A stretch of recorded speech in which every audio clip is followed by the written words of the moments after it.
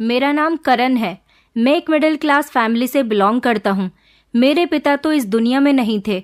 मैं अपनी माँ और बहनों का खुद ही ख्याल रखता था। मेरी 2 बहनें थीं और एक छोटा भाई था। हमारी ज़िंदगी बहुत अच्छी और हंसी खुशी गुजर रही थी। बड़ी उम्मीद के साथ मेरी माँ और बहनों ने मेरी शादी की थी। मेरी शादी को 2 महीने होने वाले थे, लेकिन अभी तक मुझे खुशहाली नसीब नहीं हुई थी, क्योंकि एक हादसा शादी के पहले दिन से ही मेरे साथ हो रहा था। मैं जैसे ही अपने कमरे में जाता था तो मेरी पत्नी डर की वजह से कांपने लग जाती थी। उसे पसीने छूटते थे, फिर वो जोर जोर से रोने लग जाती थी। मुझे उसके साथ बात करने तक का मौका नहीं मिला था। अभी तक हम दोनों एक साथ फुर्सत में बैठे भी नहीं थे। अजीब बात ये थी कि वो ऐसा रिएक्ट सिर्फ मुझे देखकर ही करती थी। बाकी सब लोगों के साथ तो वो नॉर्मल रहती थी। जितना टाइम मैं उसके पास रहता था वो रोती ही रहती थी, खामोशी नहीं होती थी।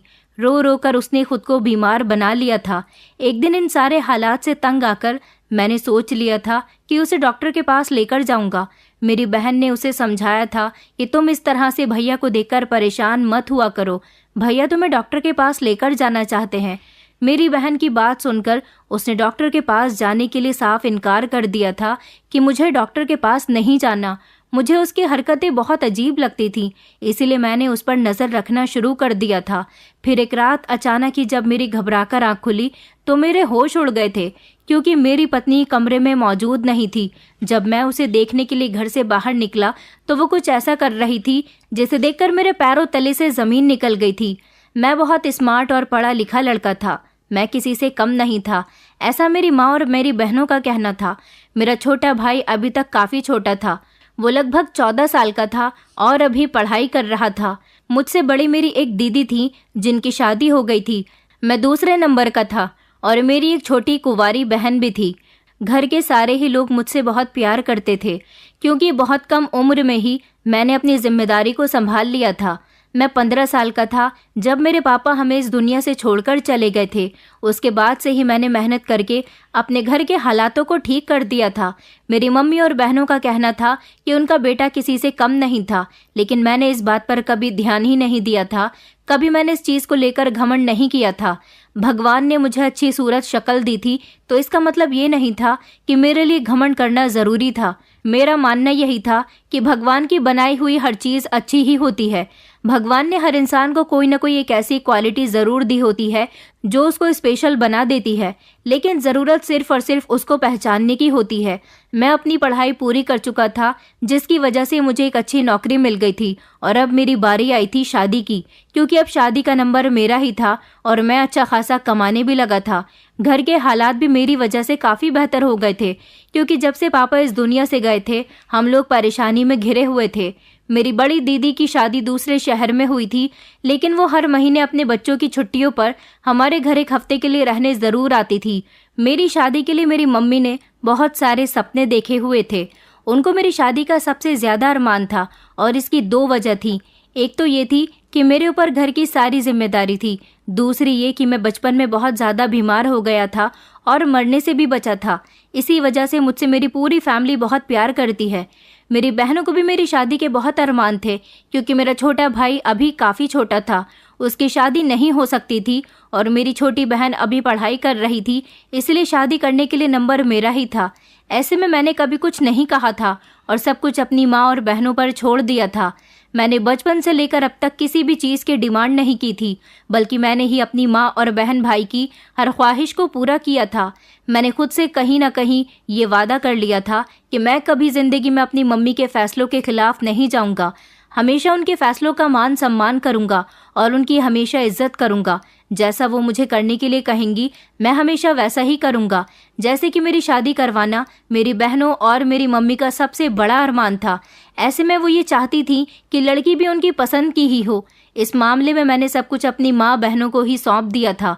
मैं किसी लड़की को पसंद नहीं करता था, हालांकि वो मुझसे पूछती भी थी कि अगर तुम्हें कोई लड़की पसंद हो तो हम तुम्हारी शादी तुम्हारी पसंद के मुताबिक ही करवा देते हैं। मैं इस टाइप का लड़का नहीं था। हालांकि मेरी फ्रेंडशिप काफ़ी सारी लड़कियों से भी थी, क्योंकि मेरे ऑफिस में लड़कियां भी मौजूद थीं। मैंने आज तक किसी को गलत नज़र से नहीं देखा था। मुझे आज तक कोई लड़की पसंद ही नहीं आई थी, क्योंकि मैं चाहता था कि मेरी मम्मी और मेरी बहनें ही अपनी पसंद से, जिसके साथ वो मेरी शादी करवाना चाहती हैं, मैं खुशी खुशी उसके साथ शादी कर लूँगा। मेरे लिए लड़की वही ढूंढे जिनका मेरी ज़िंदगी पर सबसे ज़्यादा हक था। मैंने उन्हीं को ये काम सौंप दिया था। मैं अपने काम से काम रखने वाला इंसान था। लड़कियों में मेरी कभी भी ज़्यादा दिलचस्पी नहीं रही थी, पर शायद इसकी वजह ये थी कि मैंने अपने दिमाग में कहीं ना कहीं ये बात पहले से ही डाल रखी थी कि मुझे शादी अपनी माँ और बहनों की पसंद से ही करनी है। तो फिर ऐसे में किसी से मोहब्बत का नाटक करके उसको झूठी उम्मीद दिलाकर उसका दिल तोड़ देना अच्छी बात नहीं थी। जब मैंने पहले से ही इरादा कर लिया था कि मुझे अपनी माँ और बहन की पसंद से ही शादी करनी है, तो इसीलिए मैं किसी की फीलिंग के साथ नहीं खेल सकता था। मैं शुरू से ही बहुत सीरियस और नरम दिल इंसान रहा था। मुझे दूसरों की फीलिंग्स और एहसास की अच्छी तरह से कदर होती थी। मैंने कभी किसी के साथ ऊंची आवाज़ में बात तक नहीं की थी और ना ही कभी किसी का दिल दुखाया था। कभी ज़िंदगी में किसी को ऐसा दुख नहीं दिया था जिसकी वजह से उसका दिल दुखे। मैंने कभी भी जानबूझकर किसी को तकलीफ नहीं दी थी, फिर चाहे वो मेरे घर वाले हों या फिर और बाकी के लोग। सबके साथ मेरा एक जैसा ही बिहेवियर रहता था। हमेशा सबसे खुशी खुशी बात करता था। मैं खुश रहने और खुश रखने वाले लोगों में से था और मेरी यही आदत मेरी फैमिली और मेरे सारे दोस्तों और रिश्तेदारों को बहुत ज़्यादा पसंद आती थी। मेरी बड़ी बहन सुहानी दीदी ने मेरे लिए अपनी पसंद की लड़की तलाश करना शुरू कर दी थी। वो हर दिन बहुत सारी फ़ोटोज़ उठाकर घर ले आती थी और मुझे दिखाना शुरू कर देती थी, जबकि मैं उनसे हर बार यही कहा करता था कि जो लड़की आपको पसंद आ जाए वहीं पर ही मेरी शादी करवा दो, मुझे कोई एतराज़ नहीं है। मेरी इस बात से मेरी मम्मी और बहनें बहुत ज़्यादा खुश होती थीं। फिर मेरी बात सुनकर मेरी बड़ी दीदी ने अपनी और बाकी सबकी पसंद से मेरे लिए एक लड़की पसंद कर ली थी और फिर उसके घर रिश्ता लेकर पहुंच गई थी। कुछ दिन इसी तरह से गुजर गए थे और फिर मेरा रिश्ता फिक्स हो गया था। मैंने लड़की की फ़ोटो देखी थी, वो सच में बहुत खूबसूरत थी। मुझे अपनी फैमिली की पसंद पर गर्व महसूस हुआ था कि उन्होंने मेरे लिए अच्छी ही लड़की तलाश की थी। इस बात का मुझे पहले से ही यकीन था। लड़कियां तो सभी अच्छी होती हैं, मासूम होती हैं, क्योंकि घर में मेरी बहनें भी तो थीं। इसीलिए मुझे अच्छी तरह से पता था कि लड़कियों की सोच और उनके ख्याल किस तरह के होते हैं। वो ऊपर से जितनी समझदार बनने की कोशिश करती हैं, लेकिन अंदर से वो बिल्कुल बच्चों वाले दिमाग की ही मासूम सी होती हैं। जैसे कि मेरी बहनें थीं। मेरी छोटी बहन और बड़ी बहन दोनों ही बहुत ज़्यादा समझदार और मासूम थीं। और वैसे भी मेरी मम्मी ने हमेशा से मुझे लड़कियों की इज्जत करना ही सिखाया था। इसकी वजह सिर्फ ये नहीं थी कि मेरे घर में भी अपनी बहनें मौजूद थीं, बल्कि उनका यही कहना था कि ये ज़रूरी नहीं है कि घर में बहनें होती हैं तो इंसान दूसरों की बहनों की इज्जत करे। दूसरों की बहनों की भी इज्जत करना और उनका मान सम्मान करना ये हमारा कर्तव्य है और हमें हमेशा अपने कर्तव्य का पालन करना चाहिए। हर औरत की इज्जत करनी चाहिए। ये सारी बातें मुझे मेरी मम्मी ने सिखाई हुई थी। यही वजह थी कि मैं लड़कियों की हमेशा इज्जत किया करता था। जिस लड़की को मेरी दीदी ने मेरे लिए पसंद किया था, उनका कहना था कि वो घर के सारे कामकाज अच्छे तरीके से जानती है और पढ़ी लिखी है और बहुत ज़्यादा समझदार भी मालूम होती है। इस तरह के रिश्ते तो लोगों को आजकल तलाश करने पर भी नहीं मिलते। सारी बातें परफेक्ट देखकर उन्होंने रिश्ता फिक्स कर दिया था। लड़की वालों ने भी मुझे पसंद कर लिया था। उनको भी मैं बहुत पसंद आया था, क्योंकि उनके मुताबिक मेरे अंदर भी कोई कमी नहीं थी। कुछ दिनों बाद मेरी एंगेजमेंट हो गई। उसके बाद मेरी शादी की डेट भी फिक्स हो गई थी। इन सारी बातों में एक बात जो मेरे लिए बहुत ज़रूरी थी वो थी कि मेरी बहन की नंद, उसकी वजह से मैं बहुत ज़्यादा तंग आ चुका था। वो मुझे पसंद करती थी और उसने मुझे एक दो बार ये भी कहा था कि वो मुझसे शादी करना चाहती है, लेकिन अब तो मेरा रिश्ता फिक्स हो गया था। पर हकीकत तो ये थी कि मुझे इस तरह से उसका बात करना बिल्कुल भी अच्छा नहीं लगता था। अगर उसे मुझ में इंटरेस्ट था तो उसे इस बारे में अपने घर वालों से बात करनी चाहिए थी, या फिर वो मेरी दीदी से बात कर सकती थी। इस तरह मेरे सामने आकर कहना मुझे बिल्कुल भी पसंद नहीं आया था। कहना तो अलग बात थी, मुझे उसका स्टाइल भी अच्छा नहीं लगा था। वैसे तो वो बहुत अच्छी और पढ़ी लिखी लड़की थी, लेकिन मैंने कभी उसे गलत नज़र से नहीं देखा था। हमेशा मैं उसकी इज्जत किया करता था, उससे अच्छे तरीके से बातचीत करता था। हमेशा मैंने उसे समझदारी की ही बात की थी, कभी फालतू बात करने की कोशिश भी नहीं की थी। उसकी हरकतों से ऐसा नहीं लग रहा था कि वो एक अच्छे और शरीफ परिवार से बिलोंग करती है। इसीलिए मैंने उसको साफ इनकार कर दिया था कि मैं उसको पसंद नहीं करता। मुझे अपने लिए एक ऐसी लड़की चाहिए थी जिसके अंदर शर्मो हया हो। यही वजह थी कि मैंने अपनी बहन की नंद सौम्या को इनकार कर दिया था। लेकिन जैसे ही मेरी शादी के दिन करीब आ रहे थे, न जाने उसे क्या हो गया था। उस पर तो एक अजीब सा जुनून सवार हो गया था। एक दिन तो उसने हद ही कर दी थी। मेरी शादी पर वो पहले से ही आ गई थी और हमारे घर पर आकर रहने लगी थी। हालांकि उसकी भाभी मतलब मेरी बहन को भी इस बात का बुरा लगा था। ऐसा आज पहली बार नहीं हुआ था। वो कई बार मेरे करीब रहने की वजह से हर बार मेरी दीदी के साथ हमारे घर पर रहने के लिए आ जाती थी। उसने कहा था कि वो मेरी मम्मी और मेरी बहनों के साथ शादी में मदद करने के लिए आई है, लेकिन हकीकत तो सिर्फ मैं जानता था कि वो कहाँ पर किसके लिए आई थी। मैंने घर में किसी को भी ये बात नहीं बताई थी, क्योंकि मैं नहीं चाहता था कि उसकी ऐसी हरकतों के बारे में किसी को पता चले और आगे जाकर उसकी ज़िंदगी पर कोई बुरा असर पड़े। इसलिए मैं उसकी बातों और हरकतों को इग्नोर कर दिया करता था। वैसे भी अब तो कुछ दिन की ही बात रह गई थी और मेरी शादी के दिन करीब आ रहे थे। फिर तो मेरी शादी हो जाने वाली थी। मैंने यही सोचा था कि बस एक बार मेरी शादी हो जाए तो वो खुद ही मेरा पीछा छोड़ देगी और सुकून से बैठ जाएगी। लेकिन ये सिर्फ मेरा ख्याल था कि वो इस तरह आराम से बैठ जाएगी, और शायद मेरी गलतफहमी भी थी, क्योंकि ऐसा कुछ नहीं हुआ था। जब वो मेरी शादी पर आई थी, उसने मुझे दोबारा से तंग करना शुरू कर दिया था और मेरा जीना दुश्वार करके रख दिया था। वो मुझसे बात करने का कोई मौका नहीं छोड़ती थी। मौका देखकर कभी मेरे कमरे में आ जाती थी तो कभी मुझे धमकियां देना शुरू कर देती थी। मैं चाहता था कि हम दोनों को एक साथ कोई देख न सके, इसलिए मैं उससे दूर रहने की कोशिश करता था। उसने कहा था कि तुम इस शादी से इनकार कर दो, वरना तुम्हारे लिए अच्छा नहीं होगा। मैं उसकी धमकियों से डरने वाला हरगिज भी नहीं था, और जहां तक बात शादी से इनकार करने की थी, तो मैं कभी भी इस शादी से इनकार नहीं कर सकता था। एक तो इस शादी में मेरी माँ और बहनों की खुशी शामिल थी, और दूसरी बात, इस मौके पर मैं आकर किसी दूसरी लड़की को इस तरह से नहीं छोड़ सकता था, जो अपनी आंखों में मेरे सपने सजाए हुए बैठी थी। वो भी तो किसी की बेटी और बहन थी। शादी के बिल्कुल करीब आकर मैं शादी से इनकार करना बिल्कुल गलत समझता था, और जिस तरह से वो मुझे डरा धमका रही थी, मैं कभी भी इस शादी से इनकार करके सौम्या से शादी नहीं करना चाहता था। उसकी हरकतों से अब मुझे चिढ़ होने लगी थी और बहुत ज़्यादा गुस्सा भी आने लगा था। मैं जो कभी किसी पर गुस्सा नहीं करता था, उसे देखकर मुझे गुस्सा आने लगा था, और मेरा दिल करता था कि अभी खड़े खड़े उसे अपने घर से बाहर निकाल दूं। मुझे उससे नफरत होने लगी थी, और उसकी जिम्मेदार वो खुद थी। हम अगर किसी से मोहब्बत करते हैं या नफरत करते हैं, उसमें उस इंसान का खुद अपना किया धरा शामिल होता है। मोहब्बत तो बिना किसी वजह से भी की जा सकती है, लेकिन मेरा मानना यह है कि नफरत के लिए कोई ना कोई वजह ज़रूर होती है।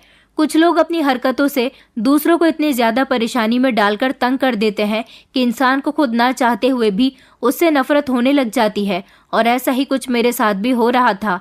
सौम्या से शादी करना तो बहुत दूर की बात थी, मेरे लिए तो उसे इस घर में भी बर्दाश्त करना मुश्किल हो रहा था। मैंने जिंदगी में कभी किसी से बुरे शब्दों में बात नहीं की थी, लेकिन मुझे ना चाहते हुए भी सौम्या के साथ ऐसा बिहेवियर रखना पड़ रहा था, और इसकी वजह सिर्फ ये थी कि वो मेरी बात को समझ जाए। मैं उससे शादी नहीं कर सकता। वो अपनी इन गलत हरकतों को छोड़ दे। वो जो कर रही थी, मगर इस लड़की का दिमाग तो जैसे बिल्कुल ख़राब हो चुका था। एक दिन तो मेरा मन करने लगा कि मैं ये सब कुछ जाकर अपनी दीदी को साफ साफ बता दूं कि आपकी नंद की हरकतें बिल्कुल भी ठीक नहीं है। और फिर जब ये सोचने लग जाता कि दीदी भी सौम्या की वजह से परेशान हो जाएंगी और उसको बुरा भला कहेंगी, फिर सौम्या को बुरा लगेगा और उसे हर्ट होगा। ऐसा मैं बिल्कुल नहीं चाहता था। वो जो भी कर रही थी ना समझी में कर रही थी, लेकिन मैं तो समझदार था। ऐसे में ऐसी कोई हरकत नहीं करना चाहता था जिसकी वजह से उसकी आने वाली जिंदगी में कोई बुरा असर पड़ता। यही वजह थी कि मैं अभी तक खामोश था और उसकी हरकतों को बर्दाश्त कर रहा था। ये सब बर्दाश्त करना मेरे लिए आसान नहीं था। मैं लोगों को किसी भी तरह की बातें करने का मौका नहीं देना चाहता था, क्योंकि मैं अच्छी तरह से जानता था कि लोगों की आदत होती है, वो छोटी से छोटी बात को बढ़ा चढ़ाकर बता देते हैं। मेरी तो वैसे ही शादी होने वाली थी, नुकसान तो सारा का सारा सौम्या का ही होना था। और वैसे भी ऐसे मैटर में लड़कों को कोई गलत नहीं समझा जाता, सारा इल्ज़ाम लड़कियों पर ही आ जाता है, और मैं नहीं चाहता था कि सौम्या पर कोई भी इल्ज़ाम आए। वो मेरे घर की ना सही, लेकिन अपने घर की तो इज्जत थी। अगर वो मेरी बहन की नंद भी नहीं होती, मेरे लिए कोई गैर होती, मैं तब भी उसके साथ यही करता जो अभी कर रहा था। क्योंकि इज्जत सबकी एक जैसी होती है, फिर वो घर की हो या बाहर की हो या फिर गली मोहल्ले की हो। ये बात मेरे लिए कोई मायने नहीं रखती थी। फिलहाल कुछ दिन इसी तरह से गुजर रहे थे। सौम्या का जुनून धीरे धीरे कम होने लगा था और मेरी शादी हो गई थी। मेरी पत्नी का नाम आंचल था। इतनी खुशी मुझे अपनी शादी की नहीं थी जितनी इस बात की थी कि अब मेरी बहन की नंद अपने घर चली जाएगी। उसने आखिरी दिन तक मुझे बहुत मजबूर किया था कि मैं ये शादी ना करूं, लेकिन मैंने उसकी किसी भी बात को वैल्यू नहीं दी थी, बल्कि मैं उसकी हर बात को इग्नोर करता रहा था, क्योंकि मुझे पता था कि वो ये सब कुछ मुझे परेशान करने के लिए कर रही है, मगर वो मेरा कुछ नहीं बिगाड़ सकती थी। और ऐसा ही हुआ था। मेरी मम्मी और मेरी बहनों की पसंद से मेरी शादी उसी लड़की से हो गई थी जिसके साथ मेरा रिश्ता फिक्स हुआ था, और सौम्या भी मेरी शादी के बाद अपनी फैमिली के साथ वापस अपने घर चली गई थी। इस बात की मुझे सबसे ज्यादा खुशी थी। मुझे यकीन था कि वो वक्त के साथ साथ ठीक हो जाएगी। ऐसे मौके पर वक्त जरा मुश्किल से गुजरता है और गुजरने के साथ साथ इंसान सब कुछ भूल भी जाता है। फिर बाद में अपनी की गई गलती और अपनी कही गई बात पर शर्मिंदगी भी होती है और हंसी भी आती है। मेरी शादी को 2 महीने होने वाले थे और ये सब कुछ मेरे साथ शादी के पहले दिन से ही हो रहा था। जैसे ही मैं अपनी पत्नी के पास जाता तो मेरी पत्नी बुरी तरह से कांपने लग जाती थी और उसे पसीने आ जाते थे। वो जोर जोर से रोने लग जाती थी। मुझे उसके साथ बात करना तो दूर की बात, अभी तक उसके साथ बैठना भी नसीब नहीं हुआ था। इसी तरह से 2 महीने गुजर गए थे, लेकिन हमारे बीच अभी तक कोई बातचीत नहीं हुई थी। और सबसे ज्यादा हैरानी वाली बात तो ये थी कि मेरी पत्नी सिर्फ मेरे सामने ही ऐसा करती थी। बाकी सारे लोगों के सामने तो वो नॉर्मल बिहेव करती थी। मैं जितना टाइम कमरे में मौजूद रहता था वो खामोश रहती थी और मुझसे कोई बात नहीं करती थी। बस उसकी आंखों से आंसू ही गिरते रहते थे। आखिर ऐसी क्या बात थी जो वो इस तरह से किया करती थी? ये बात मेरी बिल्कुल भी समझ नहीं आती थी। क्या वो मुझसे डरती थी या फिर इसके पीछे कोई और वजह थी? जब वो मेरे सामने रोने लग जाती थी और बुरी तरह से कांपती थी तो मुझे उस वक्त कुछ समझ नहीं आता था कि वो ऐसा क्यों करती है। मैंने ये 2 महीने तो जैसे तैसे गुजार लिए थे। मैंने सोच लिया था कि शायद वो अपना सब कुछ छोड़कर ससुराल में आई है, इसी वजह से शायद इस तरह से कर रही है।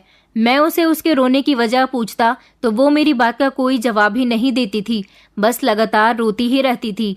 इसलिए मुझे आज तक पता ही नहीं चला था कि वो किस बात पर रो रही है। मुझे लगा था कि शायद कुछ वक्त गुजरने के बाद सब कुछ ठीक हो जाएगा और उसका रोना भी खुद ब खुद खत्म हो जाएगा, लेकिन ऐसा बिल्कुल भी नहीं हुआ था। पूरे 2 महीने गुजरने के बाद भी वही हालत थी। वो वैसी की वैसी ही थी, उसमें कोई भी चेंजेस नहीं आए थे।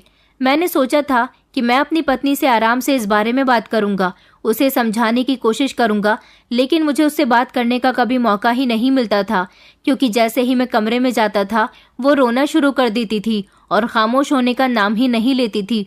उसको खामोश करने के लिए मुझे खुद ही कमरे से बाहर जाना पड़ता था। फिर जब तक वो सो नहीं जाती थी तब तक मैं कमरे में ये सोचकर नहीं आता था कि वो मुझे देखते ही फिर से रो जाएगी। इसलिए मैं तभी कमरे में आता था जब वो गहरी नींद में सो रही होती थी। अगर वो मुझसे डर रही थी तो उसे डरने की कोई ज़रूरत नहीं थी। मैं हर मैटर में उसका साथ देने के लिए तैयार था।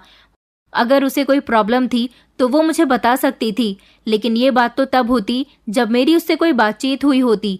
मेरी तो अभी तक उससे कोई बात ही नहीं हुई थी। इस सारे मामले से तंग आकर मैंने एक बात ये सोची थी कि शायद उसको किसी अच्छे डॉक्टर को दिखाना चाहिए। यही सोचकर मैंने अपनी छोटी बहन को सारी बात बता दी थी, क्योंकि मैं अपनी मम्मी को इस बारे में कुछ नहीं बताना चाहता था। वो बेवजह ही मेरे लिए परेशान हो जाती। वैसे भी इन दिनों उनकी कुछ तबीयत ठीक नहीं चल रही थी। सब कुछ मेरे और मेरी पत्नी के बीच ही था।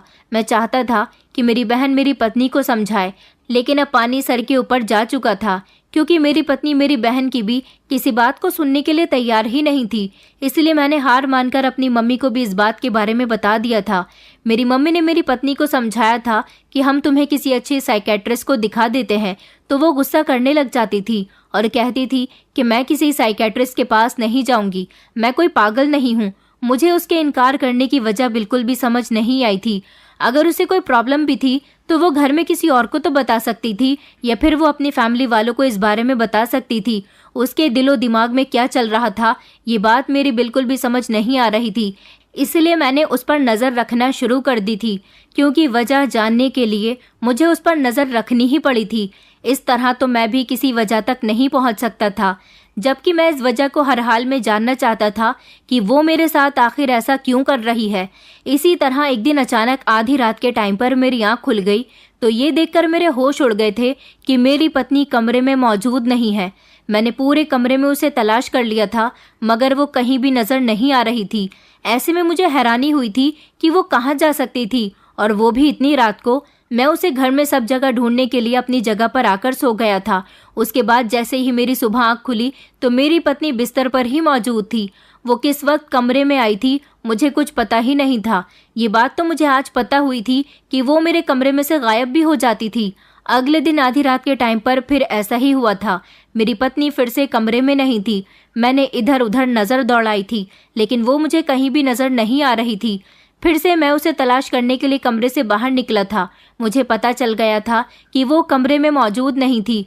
ऐसे में पता लगाना तो बहुत ज़रूरी था क्योंकि वो कल भी कहीं पर जा चुकी थी। वो कहाँ जाती थी यही सोचकर मैं कमरे से बाहर निकलकर उसको देखने लगा था। तभी अचानक मेरी नज़र गार्डन की तरफ गई जहाँ पर मेरी पत्नी बैठी हुई थी। मैंने देखा कि इतनी रात को मेरी पत्नी गार्डन में रखी हुई चेयर पर बैठी हुई थी। मैंने नोटिस किया था कि उसके हाथ में कुछ था। क्या था इस बात का आइडिया लगाना मेरे लिए मुश्किल हो रहा था। अब मैं सोच रहा था कि मैं इस तक जाऊं या नहीं जाऊं। ऐसा ना हो कि वो मुझे देखकर फिर से रोना शुरू कर दे और अपनी तबीयत को बिगाड़ ले। मगर जो भी था मुझे अपनी पत्नी से बात तो करनी चाहिए थी। कुछ देर सोचने के बाद मैंने फैसला कर लिया था और मैं अपनी पत्नी के करीब तक पहुंच गया था। लेकिन मुझे देखते ही वो फिर से रोने लगी थी क्योंकि वो मुझे देखते ही पहले घबराती थी और फिर उसकी आंखों से आंसू गिरने लग जाते थे। फिर से मुझे उससे बात करने का मौका नहीं मिला था। मैं उसे चुप करवाने की कोशिश कर रहा था मगर वो मेरी बात नहीं सुन रही थी, बस लगातार रोए चली जा रही थी। अब ये बात मेरी फैमिली में सबको पता चल गई थी और उन लोगों को भी आइडिया हो गया था कि मेरी पत्नी मुझसे दूरी बना रही है। उन लोगों ने मुझे तसल्ली दी थी और कहा था कि हम आंचल को समझाने की कोशिश करेंगे। मैं इस सब से बहुत परेशान हो गया था, इसलिए घर से बाहर अपने दोस्तों के पास बैठने के लिए चला गया था। मेरे दोस्तों ने जब मेरी परेशानी भरी हालत देखी तो उन्होंने मुझसे मेरी परेशानी की वजह पूछी थी। मेरी पूरी बात सुनने के बाद उसने कहा कि ऐसा भी हो सकता है कि तुम्हारी पत्नी पर किसी ने कोई जादू टोना करवा दिया हो। मैंने अपने दोस्त से कहा कि ऐसा मेरी फैमिली में से तो कोई नहीं करवा सकता। मुझे पूरा यकीन है क्योंकि मेरी शादी मेरी मम्मी और बहनों ने अपनी पसंद की लड़की के साथ करवाई है। ऐसा तो तभी मुमकिन हो सकता था जब मैं अपनी मर्जी से शादी करता और वो लोग उस लड़की को पसंद ना करते। मेरा दोस्त कहने लगा कि नहीं नहीं, मेरे कहने का मतलब वो नहीं है। कभी कभी ऐसा हो जाता है कि कुछ रिश्तेदार हमसे जलन रखते हैं तो वो हमसे बदला लेने के लिए जादू टोना करवा देते हैं। और ऐसा भी हो सकता है कि तुम्हारी पत्नी की दिमागी हालत ठीक ना हो। तुम चाहो तो उसे किसी अच्छे साइकेट्रिस्ट को भी दिखा सकते हो। मेरे दोस्त की साइकेट्रिस्ट वाली बात तो ठीक थी। साइकेट्रिस्ट को तो मैं भी अपनी पत्नी को दिखाना चाहता था क्योंकि मुझे भी ऐसा ही लगता था कि मेरी पत्नी की दिमागी हालत बहुत कमज़ोर है। रही जादू टोने वाली बात तो मैंने अपने दोस्त की इन बातों को इग्नोर कर दिया था क्योंकि मैं इन बातों पर विश्वास नहीं करता था। मैं जब घर आया तो मेरी मम्मी ने भी मुझे यही बात बताई थी। उन्होंने कहा था कि मुझे ऐसा लगता है कि तुम्हारी पत्नी पर किसी ने जादू टोना करवा दिया है, तभी तो वो ऐसी हरकतें कर रही है। मेरी मम्मी ने कहा था कि मैं तुम्हारी पत्नी को तांत्रिक बाबा के पास लेकर जाना चाहती हूँ। मैंने अपनी मम्मी से इस बारे में कोई बात नहीं की थी और उनसे कह दिया था कि आप जैसा करना चाहती हो कर सकती हो। मेरी मम्मी तो वैसे भी ऐसी बातों पर बहुत विश्वास रखती थी, इसलिए इस काम को उन्होंने जल्दी ही कर दिया था। लेकिन कहीं ना कहीं मेरा दिल इस काम के लिए राजी नहीं हो रहा था। मम्मी की मर्जी समझकर मैं खामोश हो गया था। मम्मी ने कहा था कि मैं इस मैटर को खुद अपने हिसाब से हैंडल कर लूँगी, तुम फिक्र मत करो। मम्मी को ज़्यादा पता था कि उन्हें क्या करना था और क्या नहीं, क्योंकि वो अच्छी तरह से जानती थी। उन्होंने मेरी पत्नी से पूछा था कि तुम ये सब कुछ मेरे बेटे के साथ क्यों कर रही हो, तो मेरी पत्नी ने कहा था कि मुझे इस बारे में कुछ भी नहीं पता। वो कुछ नहीं जानती कि उसके साथ ऐसा क्यों होता है। और इस बात को लेकर मम्मी को बहुत ज़्यादा शक हुआ था कि ज़रूर इस पर कोई ना कोई जादू टोना है। मुझे खुद पता नहीं था कि मेरी पत्नी के साथ क्या हो रहा है।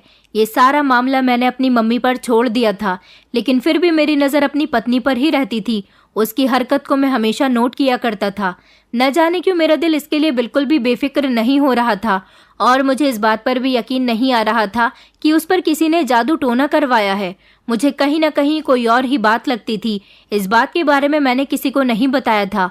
मैं बहुत ज़्यादा परेशान रहने लगा था।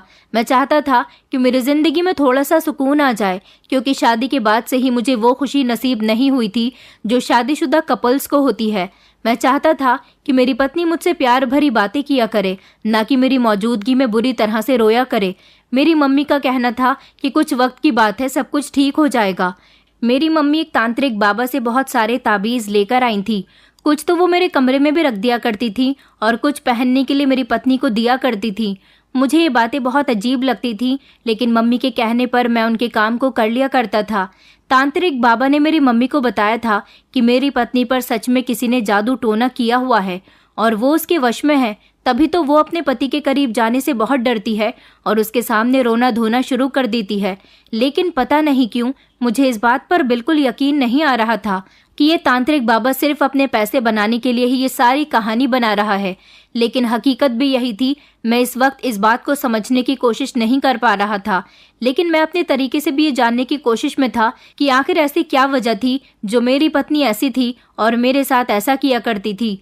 मैं बड़ा परेशान था कि करूँ तो आखिर क्या करूँ, क्योंकि मेरी सारी ज़िंदगी का सवाल था। मैं अपनी सारी ज़िंदगी अपनी पत्नी की बेरुखी देखकर तो नहीं गुजार सकता था।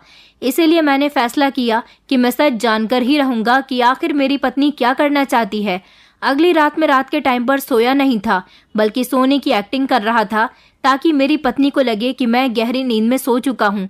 मैंने नोटिस किया कि कमरे में अंधेरा था और मेरी पत्नी धीरे धीरे बेड से नीचे उतर रही थी। फिर 5 मिनट होते ही मेरी पत्नी कमरे से बाहर निकल गई थी। मैं भी अपनी पत्नी का पीछा करते हुए उसके पीछे जाने लगा था।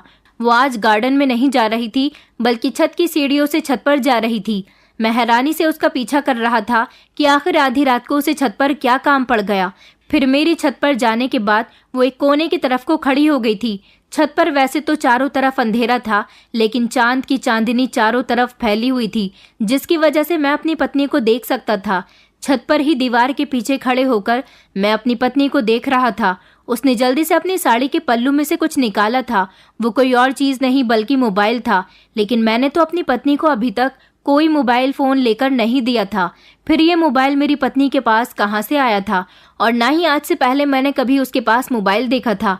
फिर मेरी पत्नी ने मोबाइल को अपने कान पर लगा लिया और वो किसी से बातें कर रही थी। उसकी बातों की आवाज़ मुझे साफ सुनाई दे रही थी। मेरी पत्नी कह रही थी कि अब मैं और दिन इस घर में नहीं रह सकती। तुम कुछ भी करके मुझे इस घर से निकाल दो। मुझे अपना पति बिल्कुल भी पसंद नहीं है। तुम जानते हो ना कि मैं तुमसे कितना प्यार करती हूँ और तुम्हारी खातिर मैं कुछ भी करने के लिए तैयार हूँ। मैं ये रोने धोने वाला नाटक कर करके थक चुकी हूँ। अब मैं इस नाटक को और नहीं कर सकती। वो बार बार किसी आशीष नाम के लड़के का नाम ले रही थी। उसके मुंह से ये सारी बातें सुनकर मेरे पैरों तले से जमीन निकल गई थी। इसका मतलब ये था कि मेरी पत्नी मुझे धोखा दे रही थी। इसका मतलब ये है कि वो इतने दिनों से मुझे और मेरी फैमिली को बेवकूफ़ बना रही थी। उसे कोई प्रॉब्लम नहीं थी, बल्कि वो मुझसे दूर रहने के लिए एक्टिंग कर रही थी। मैं अब अपनी पत्नी की बात और ज़्यादा बर्दाश्त नहीं कर सकता था, क्योंकि मैं उन लोगों में से नहीं था जो खामोशी से हर बात को बर्दाश्त करता रहे। मैं गलत बात के बहुत खिलाफ था। इसलिए मैंने जाते ही फ़ौरन अपनी पत्नी के हाथ से मोबाइल छीन लिया। वो घबरा गई थी और कांपने लगी थी। मुझे देखकर उसने फिर से रोने की एक्टिंग शुरू कर दी थी। मैंने उससे कहा कि अब तुम्हें एक्टिंग करने की कोई ज़रूरत नहीं है, क्योंकि मैं तुम्हारी सच्चाई के बारे में जान चुका हूँ कि तुम मुझे बेवकूफ़ बना रही हो। मैं ऐसा नहीं था कि सिर्फ अपनी ही बात कहता रहूं। मैं सामने वाले को भी बोलने का मौका दिया करता था। मैंने अपनी पत्नी से कहा कि तुम्हें मुझसे अगर कोई भी परेशानी थी तो मुझसे कह सकती थी। तुम्हें इस तरह से झूठ बोलने की क्या ज़रूरत थी। मैं उन लोगों में से नहीं हूँ जो सामने वाले की बात को ना समझ सकूं। बताओ तुम्हें क्या परेशानी है और तुमने मेरे साथ ये सब कुछ क्यों किया। मेरा नर्म लहजा देखकर उसका दिल पिघल गया था और उसने ऐसा करने की वजह मुझे बता दी थी। उसने कहा कि दरअसल मैं आशीष नाम के लड़के से प्यार करती हूँ।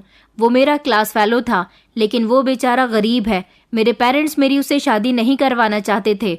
मैंने बहुत ज़्यादा जिद की थी, पर वो लोग नहीं मान रहे थे। जब तुम्हारे घर से मेरा रिश्ता गया तो मेरे घर वालों ने फ़ौरन ही रिश्ता पक्का कर दिया था, क्योंकि मेरे अफेयर की बात सुनने के बाद उन लोगों को मेरी शादी करने की बहुत जल्दी हो गई थी। मैं आशीष से बहुत प्यार करती थी। वो मुझसे शादी करना चाहता था। उसने मेरे घर रिश्ता भी भेज दिया था, पर मेरे पेरेंट्स ने सिर्फ मेरी शादी इसी वजह से नहीं की कि वो गरीब फैमिली से बिलोंग करता है। मेरी शादी फिर आपके साथ हो गई। मैंने सोचा था कि अगर मैं आपके साथ ये रोने धोने का और डरने का नाटक करूंगी तो आप कभी मेरे करीब ही नहीं आओगे और एक दिन मुझसे तंग आकर मुझे डिवोर्स दे दोगे। फिर मैं अपनी मर्जी के मुताबिक आशीष के साथ शादी कर सकूंगी। मैंने अपनी पत्नी से कहा, क्या तुम मेरे साथ नहीं रहना चाहती? वो मेरी बात सुनकर घबरा गई थी। मैंने कहा, तुम्हारे ऊपर कोई जोर जबरदस्ती नहीं है। मैं तुम्हें जबरदस्ती के बंधन में नहीं बांधना चाहता। हालांकि तुम्हारे माता पिता मेरे साथ तुम्हें जबरदस्ती के बंधन में बांध चुके हैं। माता पिता को चाहिए कि औलाद की मर्जी के बिना उन्हें उसकी शादी नहीं करनी चाहिए, क्योंकि फिर औलाद गलत कदम उठाने पर मजबूर हो जाती है। तुम मुझे बताओ, क्या तुम मेरे साथ रहना चाहती हो या नहीं? मेरी पत्नी ने साफ इनकार कर दिया था कि मैं तुम्हारे साथ नहीं रहना चाहती, क्योंकि जिससे वो प्यार करती है वो उसी के साथ जिंदगी गुजारने के सपने देखती आई है और उसी के साथ ही जिंदगी गुजारना चाहती है। लेकिन उसके माता पिता ने तो मेरी शादी उसके साथ करवाकर उसके सपनों को चूर चूर कर दिया था। तभी तो वो मेरे साथ ऐसा कर रही थी।